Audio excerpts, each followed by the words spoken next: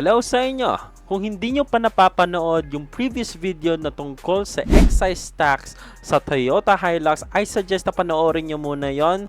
Tapos, mag-compare na rin kayo dito sa magiging video ko na tungkol sa Ford Ranger Raptor na meron lang silang excise tax dito sa month of July. Yes, yung Ford Ranger Raptor lang ang pinatawan na excise tax sa ngayon.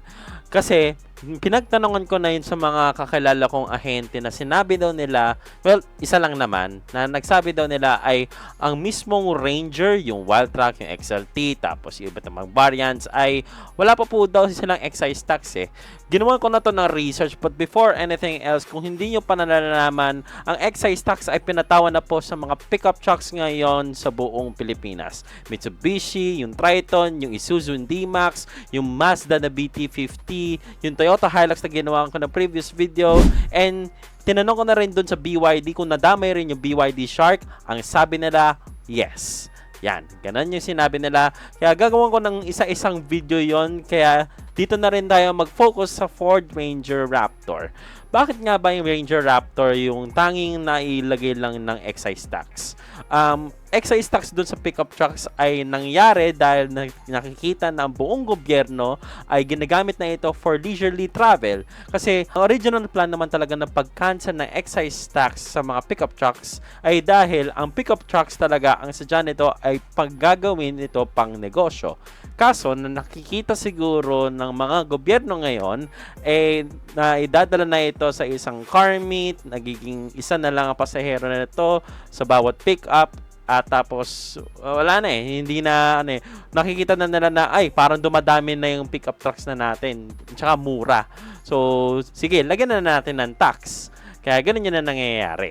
So, punta na tayo dito sa statement na sinabi sa akin na Ford dealership na Ranger itself. Yung Raptor lang naman ang nailagay ng patawan ng tax. Yung both 2-liter at yung malaking V6, basically. Yung 2-liter ay meron siyang presyo na 123,000 pesos na dagdag.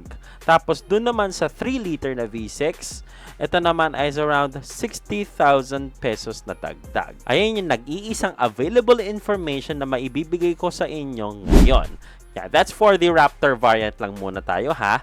Ngayon, meron rin tayong nakitang mga somehow na predicted calculations kapag pinatawan na ng excise tax yung Ranger, yung XLT, yung XL, yung Wildtrak. Alam niyo na yun, yung sinasabi ko. Basta yan yung non-Raptor variant. Nakita ko yon sa post sa isang Facebook page. Pero keep in mind na hindi ito yung magiging official excise tax na presyo ng Ranger lineup. Ito ay kumbaga na predicted computation mula nung June 15 pa itong post na to eh. Kaya sige, para lang tayo ma-inform or magkaroon lang tayo ng idea, sasabihin ko lang yung unofficial pricing ng the rest of the Ranger lineup. Unofficial ha, unofficial. At syempre, nagkakatalo rin to or magkakaiba rin pa pala ito sa magiging lokasyon ninyo o sabihin natin nasa Mindanao kayo, nasa Visayas o basta any locations na baka magkaiba tayo ng presyo. Baka sabihin niya sa comments na mali-mali naman ito. Kaya sinasabi ko na sa inyo, unofficial, hindi pa ito yung official pricing. Bibigyan ko lang ito ng public information para lang magkaroon lang tayo ng idea kung magkano nga ba o magkano yung magiging somehow of a predicted pricing ng mga Rangers in the near future. So ito na, ililiterate ko. So let's start with this variant right over here. So, yung XL manual transmission 4x4 from 1,269,000 magiging 1,522,800 pesos. Tapos, yung XL Plus 4x2 from 1,279,000 pesos magiging 1,534,800 pesos. Tapos, dito naman sa XLT 4x2 from 1,399,000 pesos magiging 1,678,800 pesos.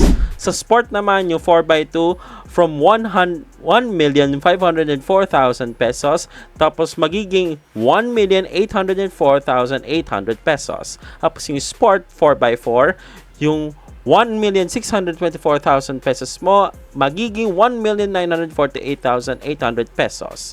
Tapos yung Wildtrak 4x2, from 1,624,000 pesos, magiging 1,948,000 pesos and 800 pesos. Tapos yung Wildtrak 4x4, from 1,950,000 pesos, magiging 2.3 million 2,340,000 pesos. Ulitin ko lang, ito ay isang estimated 20% price increase across the whole lineup of the Ranger lineup ng Ford. Yan, sige, idamay na lang din yung yung mismong Raptor. Baka mamaya hindi rin accurate yung sinabi sa akin ng ahente, but who knows, let's double check it. Kaya ito stepping stone of this video actually. Kaya yun. Yun lang naman ang gusto ko sabihin dito sa video na ito. Hopefully this one helps. And yun, hopefully na maging rin, makakaranas din tayo na makakabili rin pa rin tayo ng pickup trucks nito kahit patawan pa nila ng tax yan. There was a short explanation na gusto kong sabihin. Isa na rin yung parang may naririnig pa ako sa sa mga Ford dealerships na nagse-celebrate sila ng Truck Month. Hindi ko lang din alam, hindi ako 100% sure kung dahil dito hindi pa nila pinapatawan ng excise tax ang mga pickup trucks nila. Kaya, ayun, naririnig ko lang naman na rin sa Facebook rin yun yung Truck Month for the month of July. So, yun, kung na rin nagiging factor, edi mabuti rin naman. Pero, as early as now, as much as possible nga po, kailangan, kung may kakilala na kayong Ford agent, please contact them na lang po. Edi, doon na lang na maisasagot kung kailan yung pricing, or baka isasagot lang din sa inyo, wala pa po announcement So, intay-intay na lang tayo, yun na lang din. Kaya, ayun. So, keep everyone safe, drive safe lang, and peace, and thank you very much, and please don't use phones in the next time in the future.